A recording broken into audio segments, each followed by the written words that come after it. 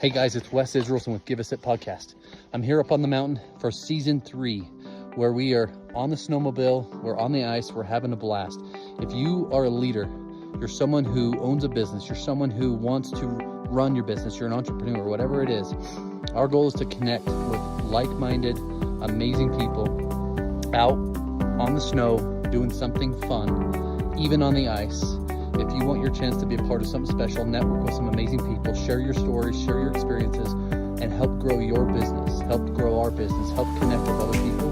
Give Us It Podcast, where we care about the way you sit. Hey guys, this is Wes Israelson with a good friend Emmy, who is up here. We are up here on the freaking mountain on the snowmobiles, and Emmy is all the way from Chile in Utah riding. But I want him to highlight his name, the business, and then we'll get through kind of what he actually does and how much fun he has. So Emmy, give your first and last name and then your business name, please. Hey, I'm Emiliano Bustos. My company name is Escoriales. I'm from Chile. I'm 52. I'm married, have a wife and 2 kids, awesome. 14 and 12. And we are all staying here in Park City. That's awesome. For this winter. That is awesome. So I just want to highlight, when is this time in Chile? Like, when can you snowmobile in Chile? When is the winter season in Chile? From July, sometimes June, until September, end of September, October maybe. Is it good? It's kind of exactly the opposite as here. Gotcha. And it's good riding? It's good riding. It's not as consistent, I think, the winter as here. It doesn't last too much also. We have only like 3 good months. Here you have 4, maybe 5. Yeah. Except this year. Except this year, yeah. So, why come all the way from Chile to Utah to snowmobile? Okay, so this started like 3 years ago when I first created this snowmobiling guiding company. So the idea was to make fun of it and coast all the sport that I was doing at the time. So I found out that I have to improve much more into snowmobiling, and then I went to Canada. I mean, when I say I went, I mean with my family also. We went there. So it's a family event when you come from Chile to here. It's a family event. Yeah, they're skiing and I'm snowmobiling. Then we ski together. So it's a family thing for sure. Good. And so it started in Canada, and then we kept on moving with that, and this is like our 5th year doing double winter season. So I've improved a lot. I've been certified as guiding, avalanche practitioner, and actually Park City is a really good mix for the whole family, because my kids can go to the park, Woodwork, Park City. The freestyle ski team coach is here also, the Chilean. So they're training with them, and I'm also been partnered with DJ Osborne and the Mountain Slayers. Who's helping us up here. He's got other guys going, so thank you both. Yeah. So it's been a sweet mix of things that's what I'm here.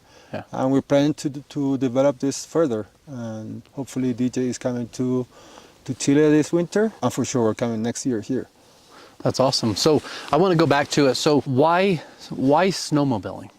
Yeah, that's a good question. I have a big background of sports. When I was really little, I was all into rugby. I was captain of the national rugby team under 19 years old in Chile. I've been skiing my whole life. So after I stopped that rugby thing, I kept on skiing.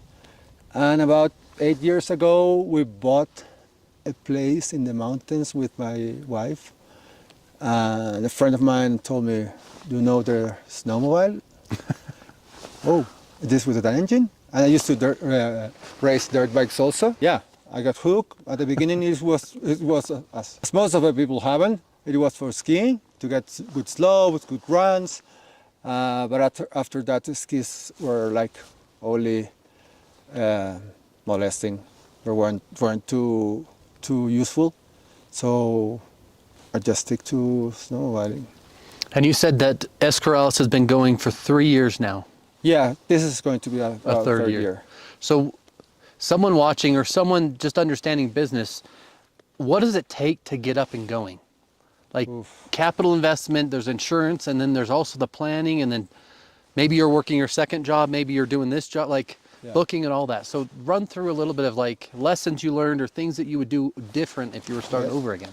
It's super hard, I think. It's been one of the businesses that have been harder to start up because you have to build a lot of trust, confidence, and also knowledge in yourself. And also get to know by people like this kind of stuff as we're knowing. So you have to invest a lot of money, like for having the sleds, for having a place for them to stay, for taking the courses. It's a lot of money. You have to travel from Chile to Pass, buying a sled, shipping it back to Chile. It's like super stressful, the whole thing. So it is hard, but I think that I'm now at the point that maybe I can see some results from all the hard investment and hard time that I put on Escoriales. And you do any dirt bike tours, or is it just on the snow stuff for now? Just on the snow stuff for now, yeah. And if someone that is an avid snowmobile rider, they want to fly to Chile, they can come rent from you and you can take them on a guided tour there. Exactly. Is it similar to this where you get off of a trail and you actually kind of go ride in the mountains? Actually, there's one like that is super good in Chile. You don't ride in trails. You don't have forest service roads. So you get right into the mountains right away. We have a lot of places to go. There's a lot of alpine. Chile is a kind of a really unique place because it's full of volcanoes. The whole Andes Mountains. So you can go and doing trips to active volcanoes and go to spring waters, get a hot spring, so you can ride up to a hot. Even rivers of hot water, like they run with hot waters all the way. Oh wow! Yeah, so that would be cool. Yeah, it's super cool. So you have a lot, and you also have more further south. You have a lot of forests also to ride, tree riding, and yeah, it's super good to ride there. I love it. And then back to what we were talking about earlier this morning. So you and DJ, I met DJ through an avalanche thing, then I got to meet you on a level 2 avalanche course, which I got my butt kicked and you did really good. But why continue to educate yourself, going back to what you said a minute ago, the knowledge, right? Yeah, the knowledge. I think first of all, I think that investing in yourself is the best investment in your life. No one's going to take that away from you. So I've been always the idea of improving myself, getting more knowledge, and also a key thing is to pass this to my kids, to my family, to get them know the mountain in a safe way, ride safe, and one of my concerns was that the family, my kids, because they like snowmobiling, they're good for ski. So they're eventually coming this way. Do they have snowmobiles in Chile? I pass them the ones that I have as rentals. Yeah, they have.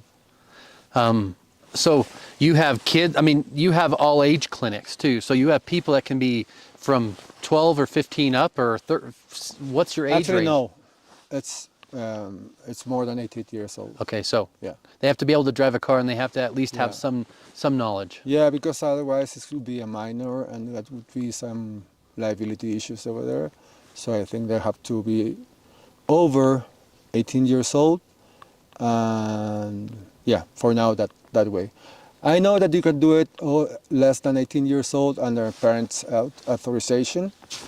But for now, I think it's easier and more simple to do it only for people above 18 years old. And then back to the kids part of it. So educating yourself and educating the people that you're with, but you want to build this legacy to give to your children to continue on, correct? And you got 2 kids, 2 boys? Or? 2 boys. That's cool. Yeah, that's why. 14 and 12, right? 14 and 12. They're turning 15 and 13 now, in 1 week. That's cool. Yeah. And again, what's really cool is that he's here from Chile for months, and he also brought his whole family. Your wife's out. Does she ski too? Yeah, she loves. Does she love skiing? She loves traveling also. Oh, but she loves skiing. So loves she's a shopping. perfect partner. Like she take care of us. He helped me with the kids. He understands what I'm doing here. So she's been an awesome partner. how many years you guys been married? 20. 20? Congrats, that's awesome. So what's one big lesson you've learned in starting your business and going? Be constant, persistent. Okay. Like not stop when it gets too hard. Keep on focus on what you want. Yeah. Have that idea in your mind and struggle and fight for it. Because business ownership can be lonely, and being Yeah. an entrepreneur can be hard at times, right? Super hard. I mean, you think about everything. You have payroll, you have expense, then you have insurance, and then you have liability of people that you're taking out on something amazing like this. And sometimes all the people are saying, "What are you doing there? Like you're not earning nothing." But if you're sure what you want to do, I think you're going to keep on doing it. So what's the goal? How many sleds do you want to get, or how big do you want to get this business? I want this business to maintain, to self-pay. I know that I'm not going to get rich with this business, but I think I'm going to have a good quality of life, like paying itself for the trips here, for the courses, for having like 8, 9, 10 sleds in Chile. That's my goal. You were born and raised in Chile? Yeah. What's your favorite thing about being in Chile? Family. All your entire family's there, most of. My entire family's there. Do they think you're crazy for flying here and coming snowmobiling? Maybe not them because they know me, but yes, my friends and I don't know, most of it relatives. Yeah, I think. That's cool. What's the passion? Like to get people to ride better, or to give it to the, like, is it to give it to your kids, to show them that you can consistently focus and build something if you consistently move forward? Or what's your passion for it? Do new things, not staying in the comfort zone. Like always start learning new things, and I think that's what keeps me going and make me feel alive. Like passing all the knowledge or doing things for myself also. But I think learning new things actually is like the goal or what motivates me. So growth, basically growth, yeah. Yeah. And then giving that, teaching and educating your children to have growth as well, or the for business sure. to grow. I'm going to pass that for sure for Yeah. generations. And yeah, I think that this year, this winter, after ending the Pro 1 area course, I did well on my avalanche mountain education. And I mean, I want to touch on your life, I'm sure has been crazy, but understanding how much money you started to get this thing going and how you continue to invest in yourself and continue to build is pretty amazing. Have you had areas of doubt or thoughts of stopping? Yeah, for sure. But I think all the business, like when you're entrepreneurial, it happens all the time. Yeah. Sometimes you're rich, billionaire, sometimes you're really poor, so you want to quit, then you want to keep on. But I think, like, as I said before, if you have focus on what you want to and not go too much out of a path, you're gonna make it eventually. And then I remember our level 2, Yeah. we were going up this chute and everyone had made it so high and I got stuck and I couldn't make it any higher. And you told me, just try it again. You'll be mad at yourself if you don't try it again. Yeah. And guess what I didn't do? I didn't really try. And I was pissed off. You were pissed off after you got to the car, to the truck. Yeah. Yeah. That So- happened to me also. That's what I'm saying that. Yeah. I think every business owner or everybody in general who starts after something and has this goal, even like your kids, you said your kids are training at the Olympic Park, right? No, don't do Olympic Park, at Woodward Park. Oh, okay. Woodward Park. Okay. Woodwork, yeah, freestyle. Okay, so they're doing the freestyle, but they're training with coaches there. Yeah. Yeah. With the national team. So your kids are training with the national team. Yeah. And one of your kids are they on the team? Are they? Yeah, one of them is. The other one is too young to be, but it's on the group. That's so cool. Yeah. So they ski. How much time do they spend on the mountain? 6 days a week. Oh, Yeah, in the mountains, and also in Woodward, you have this indoor facility that you can go on jumping and doing some ramp with roller skis, so you can practice also. and that's in Park City. Yeah, like So- in Kimball Junction. Here. Okay. I know that you've said that, but I've lived in Utah my whole life and I've never been there. You have to go there, for sure, even for you. In the summer, there's a skate park there. It's awesome also. Woodward is like, I think it was made by Ken Block. Oh, Ken Block. Okay. Yeah. was one of the founders of that. It's a franchise that is in a lot of parts in the States. It was even in Mexico. I know that they closed that. It is an awesome facility and concept also, like training and doing the sport. And they have a lot of good music. Like they have a bar, like a restaurant, places to chill out. Like it's a really good place for the parents and for the kids. That's so cool. Yeah. And I want to go back to why Utah? Why are you in Utah? Because of the snow. The snow? Yeah. Is it some of the best you can find? Is that what you're saying? Yeah, that's what they say. Last year was awesome. This year haven't been too much. But even if it hasn't been that great, it's been good. Like for international standard. I've been to Canada and I haven't ridden like almost the whole winter. Really? Only like 6 days at the end of the winter in a big storm. But now it's in Revelstoke, or that was in Whistler? That was in Palmerton, like near Whistler. Okay. Yeah, I think we came here because of the quality of the snow, because it's super dry. We've had a big dry spell. Now we're getting a little bit of snow, which is great. Yeah, it's coming. So and I think we have to keep on persistent the same way that I was saying before. Well, that's why we're coming next year. Don't want to change. Yeah. Well, I hope you don't change, because I want to ride with you. Yeah, we are. I want to fly to Chile and go ride too. You're most welcome. I thought you were talking that you guys were going to do dirt bike clinics there or something. No, but it's going to be snow. Where the place that we are, you can't ride dirt bikes. Okay. They don't like it. Really? Yeah, too noisy, and they do too erosion to the soil. So they ruin it. Snowmobiles are okay because they don't do nothing too much. A little noise, but you can go further and nobody will hear you. And do you have many people from the States or anybody this way, or is it mainly people in Chile that come do clinics? No, mainly people from the States and Canada. Oh, really? Yeah. How far is the flight? Like a whole trip, you can go through Dallas or Atlanta. It's like, I don't know, 4 hours and then 12, so 15 hours. And then if someone wants to reach out to you, someone wants to schedule this, how far in advance do they have to do that, or how does it work? Like, run through kind of the experience people will get riding with you and how they schedule and what that kind of looks like. Okay, normally at the end of your winter, this winter will be the best time to book, because otherwise they might not get a spot, or they might get one, but it's not 100%. And then they can book 1, 2, can they book up to 5 riders, or how many people can book at a time? Up to 5 riders. Up to 5 riders, yeah. Okay. And do you have other guides, or is it just you guiding the people? Me, there's my Canadian friend Tyler Crusher that has a broken boundary company over Pemberton. He's coming also. So he's a he's Ops One guide, and he's also coming. So it's gonna be the two of us and also DJ. Oh, that's cool. DJ's gonna be there. Yeah. That's way cool. I want to go. I mean, I want to go over to Chile because I've never been there.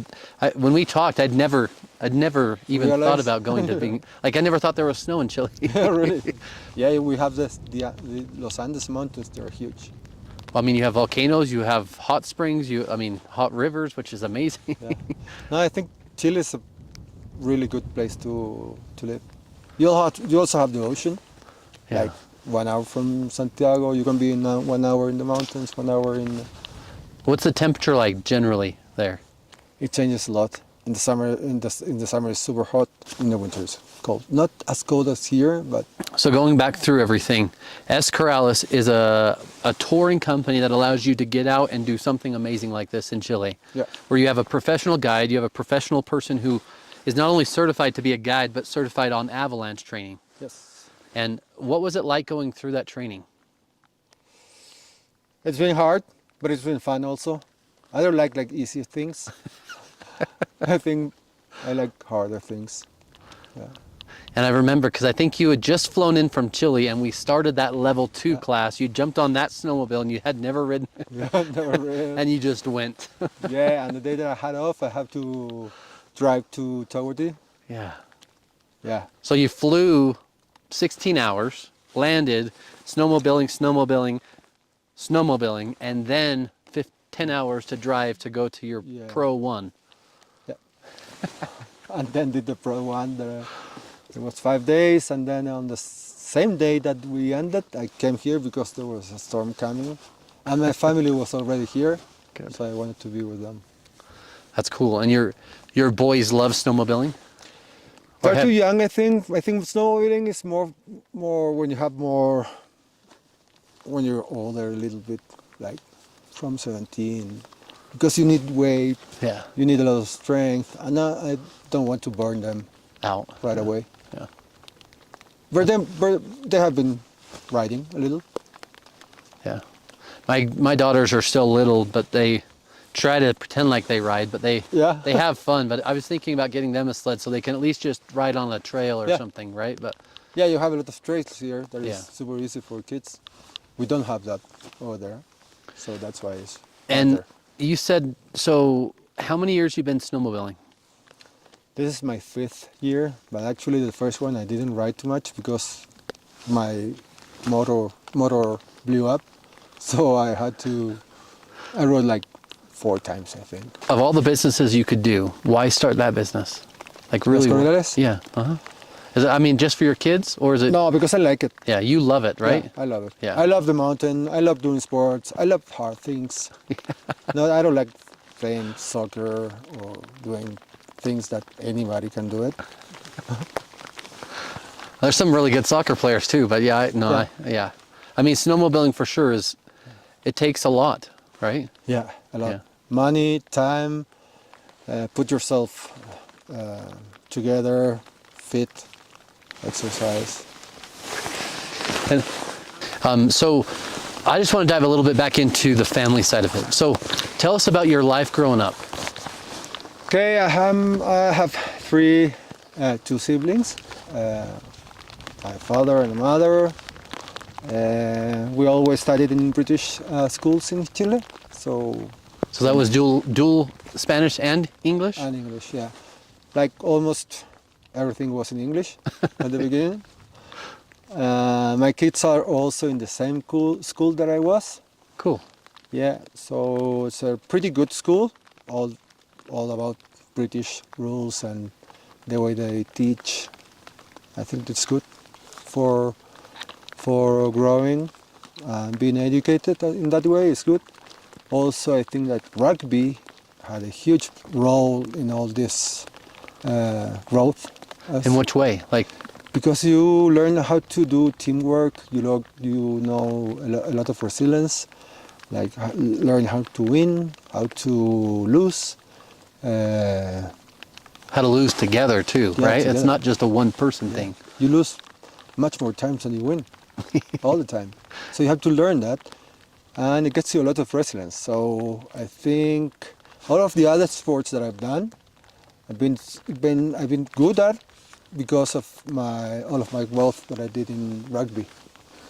And your parents got you started in some of these things, or you just naturally tended to follow some I of them? just naturally tended to follow. I was asking for a windsurf when I was like 13, asking to play rugby also. Then I got my back broken. I fell from a tree. The doctor didn't allow me to play rugby, but I pushed so hard that they couldn't do nothing.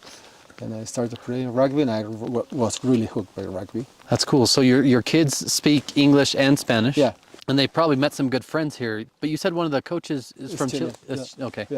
Yeah, they haven't had that experience here because of there's a Chilean coach.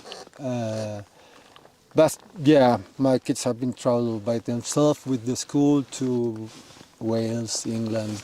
That's cool. They're also in an international bachelor IB system, and they can apply to an international university when they get out of school. So yeah, my idea has been super bilingual with the whole family. My wife also speaks English. Can I touch on how you and your wife met? Oh yeah, it was like when we were kids. She was dating a friend of mine and I was dating a friend of her. After we each broke with their girlfriends and boyfriends, we came together. So And- we know like from, I don't know, 15 years old. Wow. Yeah. And you've been married 20, so you've been together for longer than that, I would assume. Yeah, but we didn't get together right away. Like 22 years together, about. And does your wife work too, or no? He actually not now, but Okay. he does some journaling by herself, and he's always like looking to do something. Okay. And he has a lot of work with the kids now. You used to do that in Chile. You have to take them to the school, like do a lot of stuff for them. How important is it that your spouse is on board with the business at the same time? Like, is she full game to make sure that this continues to go and this business is built, or is she kind of like hesitant because it's also dangerous? No, she doesn't care about the danger. Yeah. No, she doesn't care. He trusts me. He knows how I am. I know I like to push the limits, but in the same way, I'm very responsible with the stuff that I do, especially when I'm not in Chile. Like here, I know if I break a leg or something happens to me, the whole trip is gonna end. So all the time that I'm being here, I've been holding myself a little bit. The two last things that I want to kind of touch on are, if a business is starting out, someone's just starting out, whether it's this or whether it's anything else, the idea that you have to have capital, you have to have money, you have to know it's going to take time, you have to be consistent. What would you tell someone starting out in a business today? How much time will it take? How much money should you plan on? And you're going to have bad days. What would you tell someone? Like in this kind of business? Either this business or anything, any business. Like as I said before, stay focused, do a really, really good budget, good cash flow, good project analysis. And if you think that works, even if you put really strong or hard scenarios on that, go for it. And go for it and don't stop, right? And don't stop, stay focused. Yeah, what just you think. Even if it's not going, you can pivot and change kind of the course, but still go for where you're going. You can go a little bit sideways on the path, accommodate yourself, but stay focused on what you think. And what does success look like to you? Being happy. Okay. Define happy. Like, obviously being in the mountains, being with your family, having them come with you from Chile. Yeah. But what is enjoying time with friends, knowing new people, sharing stuff in the mountains. Yeah. What we're doing here right now. Yeah. Being good to people. Yeah. Yeah. I believe there's a lot Helping. I believe there's a lot of great people in this world. So it's nice to meet someone from a totally different country and be able to, like, I mean, we're not too different. Well, no. Other than I get stuck a lot more than you do. I do also. I do also.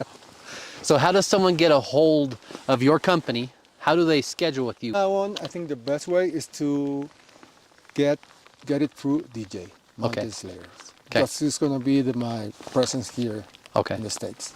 So he'll be your ambassador to help you get it, people over there. And we're going to do it together. Okay. That's awesome. So you'll build a website out, you'll build all of that other stuff out. All of that is ready. Okay. You can check in escoriales.com. Okay. It's working. Instagram is also working. Awesome. Yeah. And is there anything you want to say? Nice meeting you.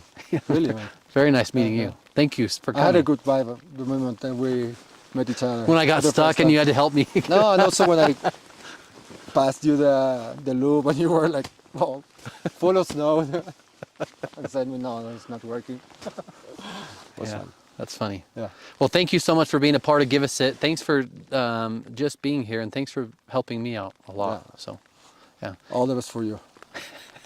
It's all for us, right? And then growth and developing a legacy, right? For sure. Yeah. Physical, financial, relational, spiritual. Yeah, you have to have your health. You have to have some sort of faith. Yeah. You have to have some sort of financial mindset. Yeah. And you also have to have relationships, right? You have to be able to build relationships. For sure. So I just want to say all of those things. I didn't know you when I first met you. And it was really cool because I asked the question, like, why go do a pro level one? Like, I don't even want to go do that. Why would...